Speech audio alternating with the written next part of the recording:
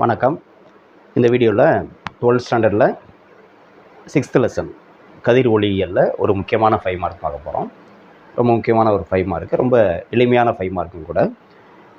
நமக்கு ஆல்ரெடி இந்த லெசனில் ஒரு 5 மார்க் கொஸ்டின்ஸ் வந்து டிஸ்கஸ் பண்ணியிருக்கோம். இது வந்து 6வது கொஸ்டின். என்ன கொஸ்டின் அப்படின்னா, ஒற்றை கோளக பரப்பில் ஏற்படும் ஒளி விலகலுக்கான சமன்பாட்டை தருவி அப்படின்னு கேட்பாங்க. இப்போ இது வரைக்கும் நம்ம படித்தது எல்லாமே வந்து சமதள பரப்பில் ஏற்படக்கூடிய ஒளி விலகல். இப்போ பார்க்க போகிறது வந்து கோளக பரப்பில் ஏற்படக்கூடிய ஒளி விலகல். எந்த பரப்பாக இருந்தாலும் சரி, சமதள பரப்பாக இருந்தாலும் சரி, கோளக பரப்பாக இருந்தாலும் சரி, எல்லா பரப்புலையுமே ஏற்படக்கூடிய ஒளி விலகல் வந்து ஒளி விலகல் விதிகளுக்கு உட்பட்டு தான் நடக்குது. ஓகேங்களா? ஒளி விலகல் விதிகள் நம்ம படித்தோம், ஸ்னெல் விதி படித்தோம். ஸோ அந்த விதிக்கு உட்பட்டு தான் எந்த ஒரு ஒளி விலகலும் இங்கே வந்து நடக்குது. அதனால் இது வந்து கோளக பரப்பாக இருந்தாலும் கூட நமக்கு வந்து அந்த ஒளி விலகல் விதி வந்து கிளியராக தெரிஞ்சிருந்தது அப்படின்னா இது வந்து ஒன்றும் பெரிய கஷ்டமானது கிடையாது. இப்போ பார்க்கலாம். என்ன அப்படின்னா, இப்போ ஒரு கோளக பரப்பு, இதுதான் வந்து கோளக பரப்பு. கோளக பரப்புன்னு ஏன் சொல்கிறோம் அப்படின்னா, அந்த ஆர்க் வந்து என்னது, இதை வந்து அப்படியே கம்ப்ளீட் பண்ணிங்கன்னா ஒரு கோளம் கிடைக்கும். நமக்கு வந்து ஒரு ஸ்பியர் கிடைக்கும், கோளம், ஒரு பால் மாதிரி கிடைக்கும். ஸோ அதனால தான் இது வந்து கோளக பரப்புன்னு சொல்கிறோம். இந்த கோளக பரப்பு வந்து பார்த்திங்கன்னா நமக்கு 2 ஊடகத்தை பிரிக்குது. இந்த கோளக பரப்புக்கு இந்த பக்கம் உள்பக்கம் இது ஃபுல்லாகவே என்னன்னு பார்த்தீங்கன்னா ஊடகம் வேறு. உதாரணமாக கண்ணாடி இருக்கலாம். இந்த இடத்துல வந்து இது ஃபுல்லாகவே கண்ணாடியாக இருக்கலாம், கண்ணாடி ஊடகம். இது ஃபுல்லாக கண்ணாடி ஊடகம். இந்த வெளியில் வந்து காற்று இருக்கலாம், இந்த பக்கம் வந்து காற்று இருக்கலாம். இது உதாரணத்துக்கு, இதுதான் இருக்குன்னு சொல்ல, எந்த ஊடகம் வேணுமாலும் இருக்கலாம். உதாரணத்துக்கு சொல்கிறேன். இந்த பக்கம் வேறு ஊடகம், இந்த பக்கம் வேறு ஊடகம். ஓகே. இப்போது இந்த பரப்புக்கு, கோளக பரப்புக்கு ஒரு முனை இருக்கும், பரப்பு முனை. எப்படி நம்ம வந்து ஆடி முனைன்னு சொன்னோமோ அது மாதிரி இந்த ஜியாமெட்ரிக்கல் சென்டர்னு சொல்லுவோம், வடிவியல் மையம். அதுதான் வந்து இதுக்கு வந்து பரப்பு மையம் அப்படின்னு சொல்லலாம். இந்த பரப்பு மையத்தை வந்து நம்ம பின்னு எடுத்துக்கலாம். இந்த மையத்தை வந்து பி அப்படின்னு எடுத்துக்கலாம். ஓகே. இந்த மையம் வந்து பி. பி அப்படிங்கிறது என்னது? பரப்பு மையம். அதாவது கோளக பரப்பினுடைய மையம், கோளக பரப்பின் மையம் அப்படின்னு இருக்கலாம். கோளக பரப்பின் மையம். ஓகே. இப்போது இந்த கோளக பரப்புக்கு வந்து பார்த்திங்கன்னா ஒரு வளைவு மையம் இருக்கும் இல்லையா? எந்த இடத்துல வளைவு மையம் இருக்கும் அப்படின்னா, இந்த ஸ்பியர் சொன்னோம் இல்லையா, கோளம், அந்த கோளத்துக்கு ஒரு மையம் இருக்கும்ல, அந்த இடத்துல தான் என்ன இருக்கும்? வளைவு மையம் இருக்கும். அந்த வளைவு மையத்தை வந்து நம்ம சின்னு வச்சுக்கலாம். வளைவு மையம் வந்து சி. ஓகே. இப்போ இது ரெண்டையும் ஜாயின் பண்ணுற ஸ்ட்ரெயிட் லைன், நேர்கோடு, பியும் சியும் ஜாயின் பண்ணுற நேர்கோடு வந்து இந்த இடத்துல வந்து முதன்மை அச்சாக இருக்கும். இதுதான் வந்து நமக்கு முதன்மை அச்சு அப்படின்னு சொல்லலாம். ஓகே. இது பேர் வந்து முதன்மை அச்சு. சரியா? ரைட். இப்போது ஸோ அப்போ சிங்கிறது என்னென்னா கோளக பரப்பினுடைய வளைவு மையம், வளைவு மையம் அப்படின்னு சொல்லலாம். இப்போ நம்ம இந்த கோளக பரப்பில் ஏற்படக்கூடிய ஒளி விலகலுக்கான சமன்பாட்டை தெரிவிக்கணும். ஓகே. இப்போது இங்கே ஒரு புள்ளி பொருள், பாயிண்ட் ஆப்ஜெக்ட்னு சொல்லுவோம். ஓங்கிறது புள்ளி பொருள், இந்த இடத்துல இருக்கிறதா வச்சுக்குவோம். ஸோ ஓங்கிறது புள்ளி பொருள், பாயிண்ட் ஆப்ஜெக்ட் அப்படின்னு சொல்லுவோம். பாயிண்ட் ஆப்ஜெக்ட், புள்ளி வடிவிலான ஒரு பொருள், சிறிய பொருள் இருக்கிறதா வச்சுக்குவோம். ஸோ அதிலிருந்து வரக்கூடிய ஒளிக்கதிர் இப்போது இந்த இடத்துல படுறதா வச்சுக்குவோம். இந்த இடத்துல, இந்த இடத்துல இப்படி படுறதா வச்சுக்குவோம். ஒளிக்கதிர் வந்து இப்படி படுது. ஓகேயா? இப்போ ஒளிக்கதிர் படுது அப்படின்னா இது எப்படி விலகல் அடையும் அப்படின்னு பார்க்கணும். நம்ம வந்து என்ன சொன்னோம்? ஒளி விலகல் விதிக்கு தான் உட்படுது அப்படின்னு சொல்கிறோம். ஒளி விலகல் விதி அப்படின்னா நமக்கு வந்து என்னது? இந்த படக்கூடிய புள்ளியில் நமக்கு ஒரு செங்குத்து கோடு வரையணும். இந்த பரப்புக்கு, வலைப்பரப்புக்கு செங்குத்து கோடு வரையணும். செங்குத்து கோடு எதுவாக இருக்கும் அப்படின்னா, சொன்னேன் இல்லையா, இது வந்து ஒரு கோளம் அப்படின்னா கோளத்தினுடைய மையத்திலிருந்து, சீலேருந்து இந்த புள்ளிக்கு ஒரு ஸ்ட்ரெயிட் லைன் வரைஞ்சிங்க அப்படின்னா இப்படி வரைவோம் இல்லையா? இதுதான் என்னவாக இருக்கும்? இந்த இடத்துல செங்குத்து கோடாக இருக்கும். இந்த இடத்துல செங்குத்து கோடாக இருக்க முடியும். ஓகே. அப்போ இந்த புள்ளி இதை வந்து வேணால் ஏ அப்படின்னு பேர் கொடுத்துட்டாலும் சரி, ஓஏ அப்படின்னு பேர் கொடுத்துக்கலாம். இப்போ இது வந்து இந்த செங்குத்து கோட்டுக்கு, இந்த செங்குத்து கோட்டுக்கும் இந்த படுகதிருக்கும் இடையில உள்ள கோணம் தான் நம்ம என்ன சொல்கிறோம்? படுகோணம் அப்படின்னு சொல்கிறோம். அப்போ இந்த ஆங்கிள் வந்து என்னது? ஐயாக இருக்க முடியும். இந்த ஆங்கிள் வந்து ஐ. அப்போ ஐங்கிறது படுகோணம். ஓகே. அடுத்து எப்படி விலகல் அடையும்? இப்போ வந்து கதிர் வந்து பார்த்தீங்கன்னா இங்கே வந்து ரேரர் மீடியம், இங்கே உள்ள வந்து டென்சர் மீடியம். ஆர்டிடி அப்படின்னு சொல்லியிருக்கேன். ஆர்டிடி ரேரர் டு டென்சர் அப்படின்னா டுவர்ட்ஸ் த நார்மல் வந்து பெண்ட் ஆகும் ஒளிக்கதிர். அதாவது செங்குத்து கோட்டை நோக்கி பெண்ட் ஆகும். இப்படி போக வேண்டிய ஒளிக்கதிர் வந்து என்ன ஆகும்? இப்படி போகாமல் இப்படி பெண்ட் ஆகும். ஏன்னா நார்மல் இங்கே தான் இருக்குது செங்குத்து கோடு, இதை நோக்கி பெண்ட் ஆகும். இந்த பக்கம் விலகல் அடையும். அப்போ இந்த ஒளிக்கதிர் வந்து நான் ஆர்டிடி அப்படின்னு சொன்னேன். ரேரர் டு டென்சர்னா டுவர்ட்ஸ் த நார்மல் அப்படின்னு சொன்னேன். ஸோ இப்படி இது வந்து பெண்ட் ஆகுது. எந்த ஒளிக்கதிர்? இதுதான் வந்து விலகுகதிர். விலகுகதிர் வந்து பெண்ட் ஆகுது. இப்போ இந்த செங்குத்து கோட்டுக்கும் விலகுகதிருக்கும் இடையில உள்ள கோணம் தான் நம்ம என்ன சொல்கிறோம்? ஆர் அப்படின்னு சொல்கிறோம். இது வந்து ஆர். ஓகே. இப்போ இந்த புள்ளிக்கு வந்து ஒரு பேர் கொடுத்துக்குவோம். இது வந்து என்னென்னா ஓ, இது வந்து என்னது ஏன்னு வச்சுக்கலாம், இது வந்து ஏ அப்படின்னு வச்சுக்கலாம், இது வந்து என்னது பின்னு வச்சுக்கிட்டாலும் சரி, இது வந்து பி அப்படி நம்மளா வச்சுக்கிறதா, பேர் வச்சுக்கிறதா. ஓகே. இல்லை இந்த நார்மல் இருக்கிறதுனால இதை வந்து என்னன்னு வச்சுக்கிட்டாலும் சரி, இந்த புள்ளியை வந்து என் அப்படின்னு வச்சுக்கிட்டாலும் சரி. நான் ஏன்னா இது வந்து செங்குத்து கோடு இருக்கு இல்லையா, அதை குறிக்கிறதுக்காக என்னன்னு வச்சுக்கிட்டாலும் சரி. ஓகே. ஸோ அப்போ இது வந்து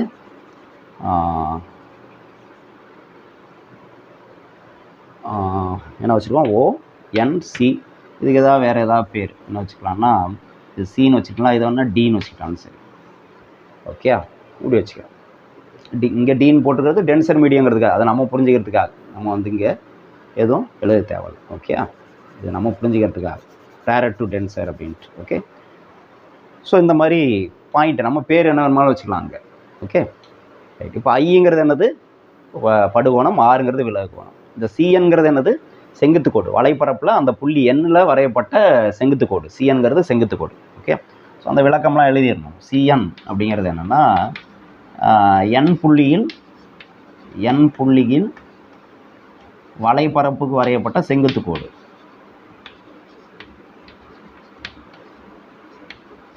வலைப்பரப்பிற்கு வரையப்பட்ட செங்குத்து கோடு.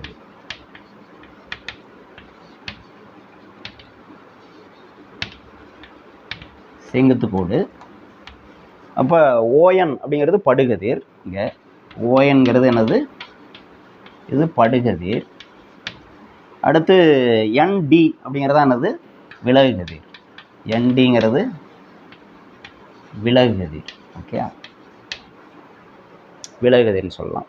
இப்போ உதாரணமாக என்ன சொல்லுவோம்னா, இந்த இடத்துல புள்ளி வந்து டி அப்படின்னு வைக்காமல் இந்த இடத்துல பேர் என்னன்னா ஐன்னு வச்சுக்கலாம். ஏன் ஐன்னு வச்சுக்கிறோம் அப்படின்னா, இது வந்து இமேஜ் இங்கே ஃபார்ம் ஆகும். இந்த பொருளோட பிம்பம் வந்து இங்கே உருவாகலாம். ஓகே. அதனால் இதை வந்து ஐன்னு வச்சுக்கிறது பொருத்தமாக இருக்கும், இன்னும் பொருத்தமாக இருக்கும். அதனால் நான் வந்து இந்த இடத்துல என்ஐன்னு வச்சுக்கிறேன்.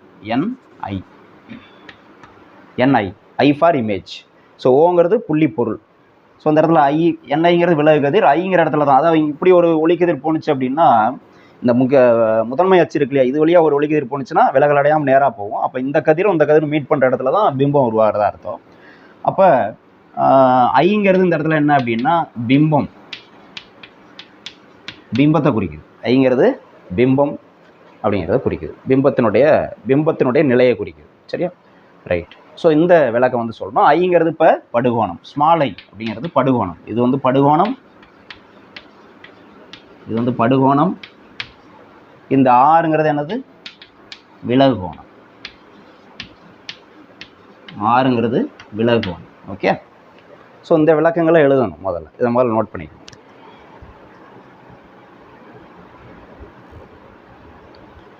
இப்போ நம்ம ஸ்னெல் விதி தான் பயன்படுத்த போகிறோம். புள்ளி எண்ணில் ஸ்னெல் விதியை பயன்படுத்துகிறோம். புள்ளி எண்ணில் ஸ்னெல் விதியை பயன்படுத்த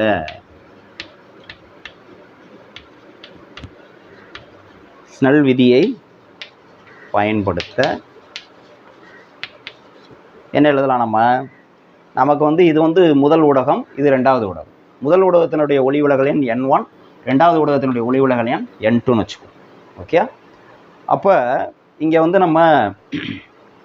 நம்மளுக்கு ஸ்னெல் விதி தெரியும். என்னது? sin N1 × sin I = N2 × sin R. இப்படி எழுதலாம். இதுதான் ஸ்னெல் விதி. இங்கே N1னா இந்த ஊடகத்தினுடைய ஒளி விலகல் எண், N2ங்கிறது இந்த ஊடகத்தினுடைய ஒளி விலகல் எண், ஐங்கிறது நம்மளுக்கு தெரியும் படுகோணம், ஆறுங்கிறது விலகுகோணம். சரியா? இப்படி எழுதலாம். இப்போது இந்த இடத்துல நம்ம சொல்லுவோம் N1, N2னா என்ன? இது வந்து ஈக்குவேஷன் நம்பர் 1ன்னு வச்சுக்கோம். N1, N2னா என்னென்னா முதல் மற்றும் இரண்டாம் ஊடகங்களுடைய ஒளிவிலகல் எண். முதல் மற்றும் இரண்டாம் ஊடகங்களின் ஒளிவிலகல் எண். ஓகே, ஒளிவிலகல் எண் இது சொல்லிடணும். ரைட். இப்போ இந்த இடத்துல நமக்கு வந்து எடுத்துக்கிறது எல்லாமே என்னென்னா பராக்சியல் ரேஸ் அப்படின்னு சொல்லுவோம். அதாவது இந்த முதன்மை அச்சுக்கு பக்கத்தில் இருக்கும் இந்த ரேஸ் எல்லாமே. இந்த ரேஸ் வந்து இப்படி தள்ளி போகாமல் இதுக்கு இந்த பாயிண்ட் பிக்கு பக்கத்துலேயே, முதன்மை அச்சுக்கு பக்கத்துலேயே போகும். அப்படி போகிறப்ப என்ன ஆகும்னா இந்த கோணம்லாம் வந்து, அதாவது இந்த ஐங்கிற கோணம், அப்புறம் வந்து இந்த ஆறுங்கிற கோணம், இதெல்லாம் வந்து சிறியதாக இருக்கும். அந்த மாதிரி சிறிய கோணமாக இருந்ததுன்னா இங்கே கோணங்கள் ஐ, ஆர் வந்து சிறியவை, சிறிய கோணங்கள், மதிப்புகள் வந்து கம்மியாக இருக்கும். ஓகே, அப்படி கம்மியாக இருந்ததுன்னா நம்ம என்ன எழுதலாம்னா இந்த சைன் ஐ அப்படிங்கிறத ஈக்குவல் டு ஐன்னே எழுதலாம். அதே மாதிரி சைன் ஆர் அப்படிங்கிறத ஆர்னே எழுதிக்கலாம். Sine i equal to i, sine r equal to r அப்படின்னு எழுதலாம். அப்போ இந்த ஈக்குவேஷன் என்ன ஆகும் பாருங்கள். ஈக்குவேஷன் நம்பர் 1 பிகம்ஸ் என்ன ஆகும், N1 இன்ட்டு சைன் ஐ இருக்கிற இடத்துல வெறும் ஐன்னு போடலாம், equal to N2 into sine r இருக்கிற இடத்துல வெறும் ஆர்னு போடலாம். ஓகே, இது வந்து ஈக்குவேஷன் நம்பர் 2ன்னு வச்சுக்கோங்க. Equation number 2. ஓகே, இப்போ அந்த ஐஆர் அது மதிப்பு கண்டுபிடிக்கணும். இந்த ஐ, இந்த ஆர் மதிப்பு கண்டுபிடிக்கணும். எதை வச்சு கண்டுபிடிக்கிறோம் அப்படின்னா, இங்கே பாருங்க, இந்த கோணம் இருக்குல்ல, இந்த கோணம் வந்து ஆல்ஃபான்னு வச்சுக்கிறோம். அதே மாதிரி இந்த கோணம் இருக்குல்ல, இதை வந்து பீட்டான்னு வச்சுக்கிறோம். இந்த கோணம் இருக்குல்ல, இதை வந்து காமான்னு வச்சுக்கிறோம். ஓகே, அப்போ இந்த கோணத்தை வந்து நம்ம எப்படி சொல்லலாம், இப்போ இந்த இடத்துல ஒரு கோடு வரையும், செங்குத்து கோடு. எந்த இடத்துலன்னா இந்த எண்ணுக்கும் பிக்கும் இது க்ளோஸாக. ஏன்னா நான் சொன்னோம் இந்த கதிர் வந்து ரொம்ப முதன்மை அச்சுக்கு க்ளோஸாக போகுதுன்னு சொல்கிறோம். அப்போ பார்த்திங்கன்னா நம்ம வரையக்கூடிய லைன் வந்து இந்த பிக்கு ரொம்ப க்ளோஸாக தான் இருக்கும், பக்கத்தில் தான் இருக்கும். அப்போ இந்த பிஎன் பி இந்த கோடு வரைகிறது வந்து பிக்கு ரொம்ப பக்கத்தில் தான் இருக்கும். அதனால் இந்த டிஸ்டன்ஸும் இந்த டிஸ்டன்ஸும் ஒன்றா எடுத்துக்கலாம், பிஎன். அப்போ இந்த கோணம் ஆல்ஃபாங்கிறது என்னது, என்ஓபி அப்படின்னு சொல்லலாம். அப்போ இங்கே வந்து angle NOP equal to alpha. அடுத்து இந்த பீட்டாவை எப்படி சொல்லலாம், அதே மாதிரி இப்படி சொல்லாமா, என்சிபி. எங்கே ஆங்கிள் இருக்கோ அந்த லெட்டர் சென்டரில் எழுதணும். இங்கே பாருங்கள், இங்கே தான் ஆங்கிள் இருக்குது ஆல்ஃபா, அது சென்டரில் வரணும், ஓ. அதே மாதிரி இங்கே ஆங்கிள் எங்கே இருக்குது, சிங்கிற புள்ளி இருக்குது, அது சென்டரில் வரணும். அப்போ என்சிபி, ஆங்கிள் என்சிபி இது வந்து என்னென்னா பீட்டா. அதே மாதிரி இதுக்கு சொல்கிறோம்னா காமா எங்கே இருக்குது, ஐயில் இருக்குது. அப்போ என்ஐ பின்னு சொல்லலாம், என்ஐபி. ஸோ ஆங்கிள் என்ஐபி இது வந்து என்னதுன்னா காமா. ஓகே, இந்த பேஜ் முதல்ல நோட் பண்ணிங்க.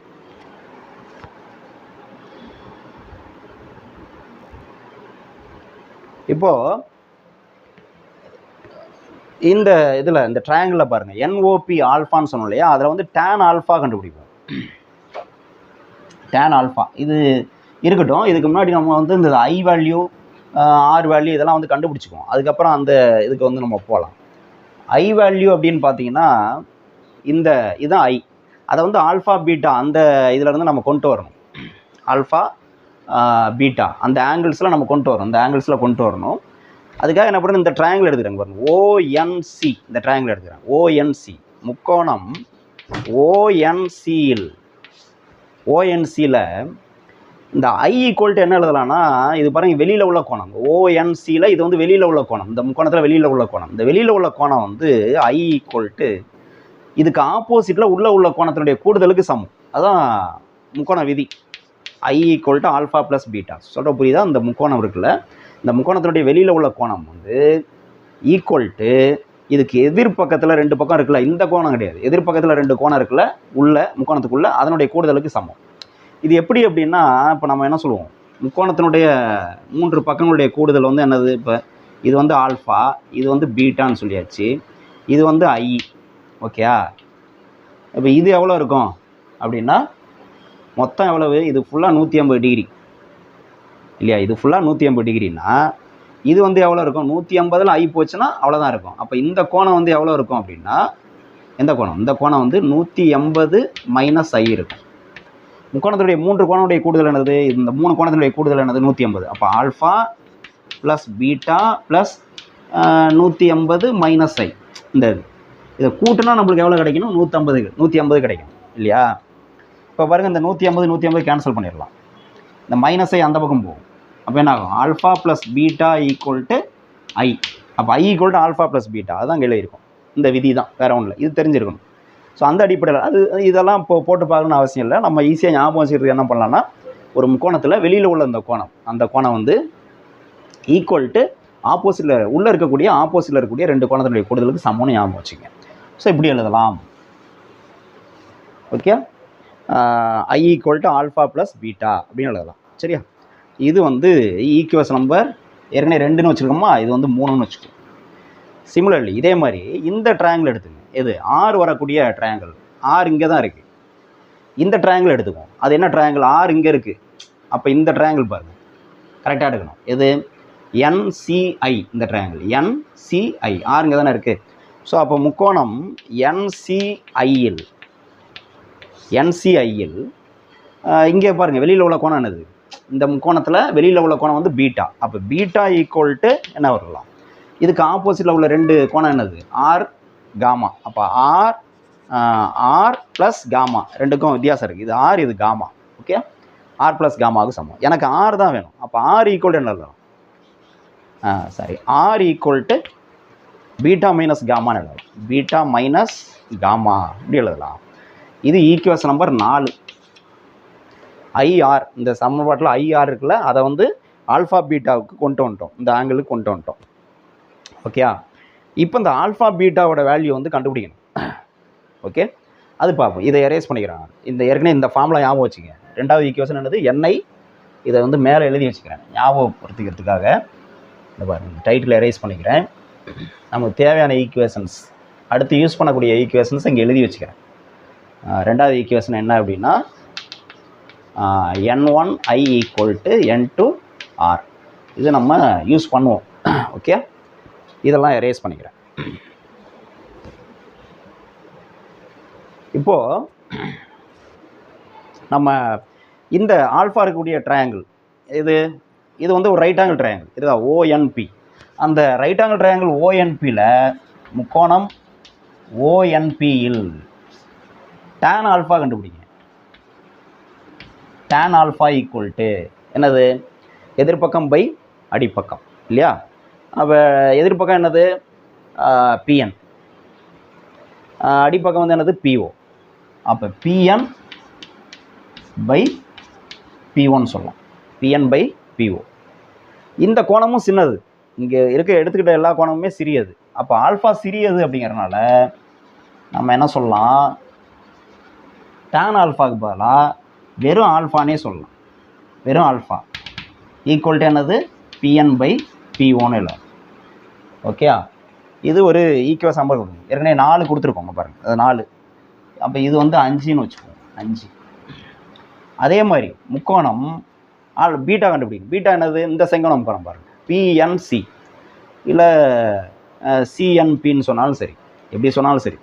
ஓகே, இந்த முக்கோணத்தில் பிஎன்சி. அப்போ முக்கோணம் பிஎன்சியில் tan பீட்டா கண்டுபிடிக்கும். tan பீட்டா என்ன வரும்? tan பீட்டா இங்கே இருக்குது. அப்போ எதிர்பக்கம் இது பிஎன் பை அடிப்பக்கம் பிசி. அப்போ பிஎன் பை பிசி. இங்கேயும் பீட்டா வந்து சிறியது. இந்த கோணம் வந்து சிறியதுங்கிறனால நம்ம என்ன சொல்லலாம்? tan பீட்டாவுக்கு பதிலாக வெறும் பீட்டானே எழுதலாம். Beta equal to PN by பிசின்னு எழுதலாம். இது ஈக்குவேஷன் நம்பர் 6ன்னு வச்சுக்கோம். ஈக்குவேஷன் நம்பர் 6 பீட்டா கண்டுபிடிச்சாச்சு. இதே மாதிரி காமா கண்டுபிடிக்கணும். காமாவுக்கு என்னது? எந்த ட்ரையாங்கிள்? செங்கோணம் முக்கோணம் தான் எடுக்கணும். ரைட் ஆங்கிள் ட்ரையாங்கிள் தான். இந்த ட்ரையாங்கிள் எடுக்கக்கூடாது. இது ரைட் ஆங்கிள் ட்ரையாங்கிள் கிடையாது. அப்போ தான் நம்ம sine theta, cos theta, tan theta பண்ண முடியும். ஸோ அப்போ இந்த ட்ரையாங்கிள் காமா வர்றது பிஎன்ஐ. ஸோ முக்கோணம் பிஎன்ஐயில் அதே மாதிரி tan காமா அப்படின்னா இந்த முக்கோணத்துக்கு tan காமானா எதிர்பக்கம் பிஎன் பை அடிப்பக்கம் பிஐ வரும். ஸோ எதிர்பக்கம் பிஎன், அடிப்பக்கம் பிஐ. ஸோ இங்கேயும் நமக்கு வந்து என்னது? இந்த இடத்துல எழுதுறேன், காமா வந்து சிறியது, காமா வந்து சிறியது. அதனால் டேன் காமாவுக்கு பதிலாக வெறும் காமானே எழுதலாம். ஈக்குவல் டு PN/PI எழுதலாம். இது equation number 7. Equation number 7. So alpha beta gamma value கிடச்சிருச்சு. அதை கொண்டு வந்து இங்கே சப்ஸ்டிட் பண்ண வேண்டியதான் அடுத்து. ஓகே, இதை முதல்ல நோட் பண்ணிங்க.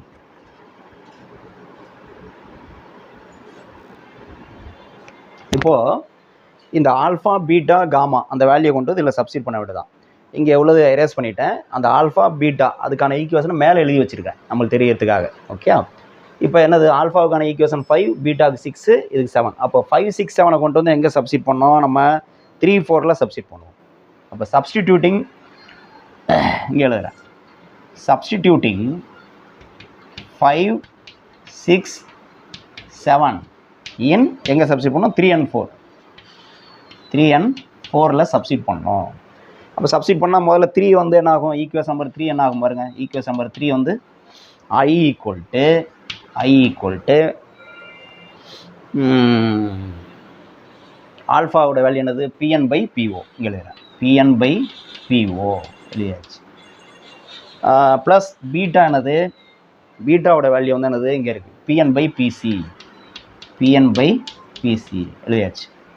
ஓகே, இதுக்கு ஒரு ஈக்குவேஷன் நம்பர் கொடுத்துக்குவோம். ஐக்கான ஈக்குவேஷன் இதுதான். இது வந்து இப்போ ஏற்கனவே வந்து 7 வந்திருக்கா, இது வந்து 8ன்னு வச்சுக்குவோம். அடுத்து வந்து இதே மாதிரி 4வது ஈக்குவேஷனில் கொண்டு போய் அதெல்லாம் சப்ஸ்டிட் பண்ணோம்னா 4th ஈக்குவேஷனில் என்ன ஆகும்? R ஈக்குவல் டு என்ன கிடைக்கும்? R ஈக்குவல் டு பீட்டாவோட வேல்யூ என்னது? PN/PC மைனஸ் காமாவோட வேல்யூ என்னது? காமாவோட வேல்யூ இங்கே இருக்குது. Equation number 7 PN/PA. இது ஈக்குவேஷன் நம்பர் 9 அப்படின்னு வச்சுக்கோ. Equation number 9. ஸோ IRோட வேல்யூ நம்மளுக்கு கிடச்சிருச்சு. ஓகே, எதில் கிடச்சிருக்கு அப்படின்னா இன் டர்ம்ஸ் ஆஃப் டிஸ்டன்சஸ் பாருங்கள். PN அப்படிங்கிறது ஒரு டிஸ்டன்ஸ் இது. அதே மாதிரி PO, PI இதெல்லாம் அந்த இதெல்லாம் நம்மளுக்கு கிடச்சிருக்கு. சரி, இப்போ இதை கொண்டு போயிட்டு இந்த 8, 9 கொண்டு போயிட்டு இந்த IR இதுக்கான சமன்பாடை கொண்டு வந்து இதில் சப்ஸ்டிட் பண்ணுவோம். 2வது ஈக்குவேஷனில் சப்ஸ்டிட் பண்ணுவோம். ஓகே, அப்போ இதெல்லாம் நம்மளுக்கு தேவையில்லை. இப்போ சப்ஸ்டிடியூட்டிங் 8 and 9 in 2 எழுதுகிறேன். சப்ஸ்டிடியூட்டிங் 8 and 9 in இதில் 2ல் நம்பர்லாம் நம்ம எப்படி வேணுமாலும் போட்டுக்கலாம். ஈக்குவேஷன் நம்பர் நம்ம இஷ்டத்துக்கு, நம்ம ரெஃபரன்ஸ்க்காக தான் நம்பர். எதுக்காக பண்ணுறோங்கிறத புரிஞ்சுக்கணும். இந்த IR கண்டுபிடிச்சிட்டோம், இங்கே IR இருக்குது, அதில் கொண்டு போய் சப்ஸ்டிட் பண்ணுறோம். அதுதான்.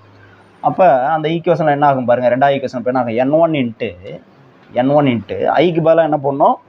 PN/PO பாருங்கள். PN/PO ப்ளஸ் PN/ என்ன கிடைக்கும்? PC. Okay, equal to N2 into R. ஆருக்கு பதிலாக என்னது? PN/PC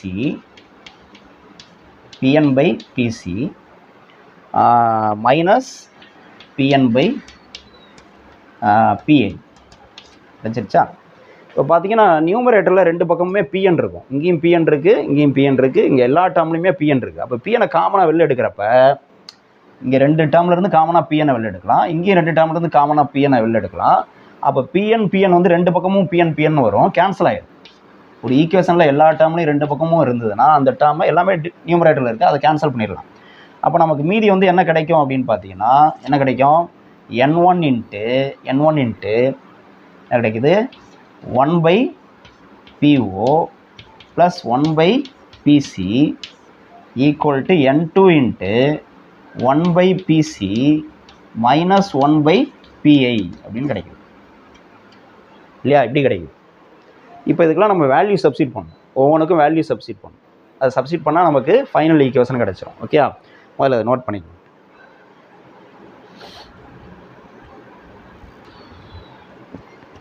இப்போ பாருங்கள், இப்போ இதுக்கெல்லாம் வேல்யூ சப்ஸ்டிட் பண்ணுறோம். என்ன வேல்யூனா POனா என்னது? PO அப்படின்னா நமக்கு வந்து இது வந்து பொருள் இங்கே தான் இருக்குது. அப்போ இந்த தொலைவு வந்து பொருளினுடைய தொலைவு. அப்போ PO அப்படிங்கிறது பொருளின் தொலைவு U. சைன் கன்வென்ஷன் அப்ளை பண்ணிங்கன்னா நம்மளுக்கு என்ன சைன் கன்வென்ஷன்? கார்ட்டீசியன் குறியீட்டு மரபு. படுகதிற்கு எதிர் திசையில் அந்த தொலைவு இருக்கிறதுனால மைனஸ் போடுறோம். PO ஈக்குவல் டு -U, பொருளின் தொலைவு இது. அடுத்து வந்து PCனா என்னது? இது வந்து இந்த வலைப்பரப்பினுடைய ஆரம், வளைவு ஆரம் இல்லையா? PCங்கிறது வளைவு ஆரம். அது எந்த திசையில் இருக்குது? பிசி அப்படிங்கிற திசை வந்து எந்த திசையில் இருக்குது? படுகதினுடைய திசையிலே இருக்குது. லெஃப்ட் டு ரைட்டு தான் படுகதிர் இருப்போது, அந்த திசையில் இருக்குது. அப்போ ப்ளஸ் ஆர், அது பிசி வந்து ப்ளஸ் ஆர். அடுத்து வேறு என்ன தொலைவு இருக்குது? பிஐ இருக்குது. பிஐன்னா என்னது? பிஐங்கிறது இங்கே தான் பிம்பம் உருவாகுது. அப்போ இந்த தொலைவு பிஐ அப்படிங்கிறது பிம்பத்தின் தொலைவு. அதை வந்து நம்ம வின்னு வச்சுக்குவோம். அது வந்து எந்த இதில் இருக்குது? நேர் திசையில், அதாவது படுகதினுடைய திசையிலே இருக்குது. அப்போ பாசிட்டிவ். சரியா? அப்போ இது வந்து என்னது? யூங்கிறது பொருளின் தொலைவு. பொருளின் தொலைவு. ஓகே, இது வளைவாரம் நம்மளுக்கு ஏற்கனவே தெரியும். இது வந்து பிம்பத்தின் தொலைவு. எல்லாமே தொலைவு எல்லாமே எதுலேருந்து நம்ம மெஷர் பண்ணோம்? பி, அதிலிருந்து தான் மெஷர் பண்ணோம். பிம்பத்தின் தொலைவு. ஓகே, இப்போ இதெல்லாம் கொண்டு போய் அங்கே சப்ஸ்டிட் பண்ணுவோம். இதுக்கு ஒரு ஈக்குவேஷன் நம்பர் கொடுத்துவோம். ஏற்கனவே 9 வரலையும் வந்திருக்கு. அது வந்து 10ன்னு வச்சுக்கோம். அப்போ 10வது ஈக்குவேஷன் என்ன ஆகுது?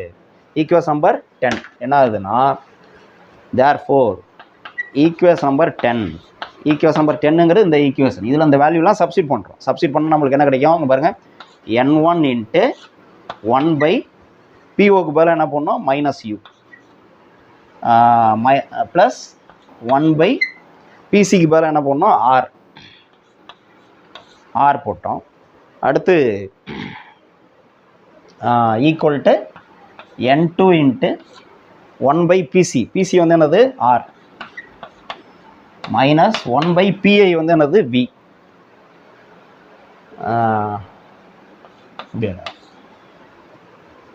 ஓகே, இப்படி வந்துடுது. இப்போ நமக்கு வந்து இந்த ஈக்குவேஷனை கொஞ்சம் ரீஅரேஞ்ச் பண்ணணும், அவ்வளோதான். இதை எரேஸ் பண்ணிக்கிறேன் ஒரு நிமிஷம். இப்போ பாருங்கள், இங்கே இந்த ஈக்குவேஷனை ரீஅரேஞ்ச் பண்ணோம். இது n1 இதெல்லாம் உள்ள மல்டிப்ளை பண்ணால் என்ன வரும் பாருங்க? n1/-u என்ன வரும்? n1/-u. அப்போ -n1/uன்னு வரும். n1 எதை பிறகுனா ப்ளஸ் n1/rன்னு வரும். ஈக்குவல் டு இதால் பிறகுனா n2/r, n2/r. இதால் இதை பிறகு -n2/vன்னு வரும் இல்லையா? இப்படி வந்துடும். இப்போ r டேர்ம்லாம் ஒரு பக்கம் கொண்டு போவோம், uv டேர்ம்லாம் ஒரு பக்கம் கொண்டு வரும். அப்போ என்ன வரும்? இங்கே வந்து பாரு, இங்கே -n1/u இருக்குது. இங்கே -n1/u. இந்த -n2/u இந்த பக்கம் வந்தோன்னா ப்ளஸ் ஆயிடும், n2/v. ஓகே, ஈக்குவல் டு இங்கே n2/r இருக்குது. இந்த ப்ளஸ் n1/r அந்த பக்கம் முடிச்சுன்னா -n1/r. இப்போ பாருங்கள், எப்போதுமே ப்ளஸ் உள்ள டேர்ம் ஃபஸ்ட் எழுதுவோம், மைனஸ் அந்த பக்கம். அப்போ n2/v மைனஸ் n1/u அப்படின்னு எழுதிக்கிறோம். இது ரெண்டும் ஒன்று தான். ஈக்குவல் டு இங்கே வந்து என்னது? இதுலேயும் 1/r இருக்குது, இதுலேயும் 1/r இருக்குது. அப்போ 1/r காமனாக வெளில எடுத்துட்டா 1/r காமனாக வெளில எடுத்துறோம். இதுலேயும் 1/r இருக்குது, இதுலேயும் 1/r காமனாக இருக்குது. அப்போ மீதி என்ன இருக்கும்? இதில் என்ன இருக்கும்? n2 இருக்கும். மைனஸ் இதில் வந்து n1 இருக்கும். இப்படி எழுதுறோம். ஓகே, அப்போ நமக்கு சமன்பாடு என்ன அப்படின்னா இதுதான், n2/v minus n1/u equal to n2 minus n1. இது நியூமரேட்டரில் இருக்குது மேலே, டிவைடட் பை r இது கீழே இருக்குது. இதுதான் சமன்பாடு, மெயினான சமன்பாடு இதுதான். ஒற்றை கோளக பரப்பில் ஏற்படக்கூடிய ஒளி விலகலுக்கான சமன்பாடு இதுதான். n2/v minus n1/u equal to n2 minus n1/r. இதில் n2னா நமக்கு என்னது? ரெண்டாவது பரப்பினுடைய ஒளி விலகல் எண். n1னா முதல் பரப்பினுடைய ஒளி விலகல் எண். அடுத்து vனா பிம்பத்தினுடைய தொலைவு, uனா பொருளினுடைய தொலைவு, rங்கிறது இந்த வலைப்பரப்பினுடைய வளைவாரம். இதுதான் ஃபார்முலா. ஓகே, இதுக்கு ஒரு ஈக்குவேஷன் நம்பர் கொடுத்துவோம். ஆல்ரெடி வந்து 10 வரலையும் கொடுத்துருக்கோமா, இது வந்து 11 வச்சுக்கோம், வந்து 11. ஓகே, இப்போ இதில் ஒரே ஒரு ஸ்பெஷல் கேஸ் மட்டும் அப்ளை பண்ணணும். அதை மட்டும் முதல்ல நோட் பண்ணிக்கணும்.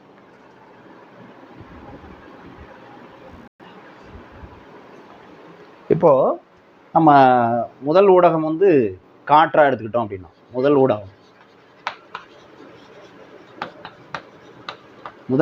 காற்று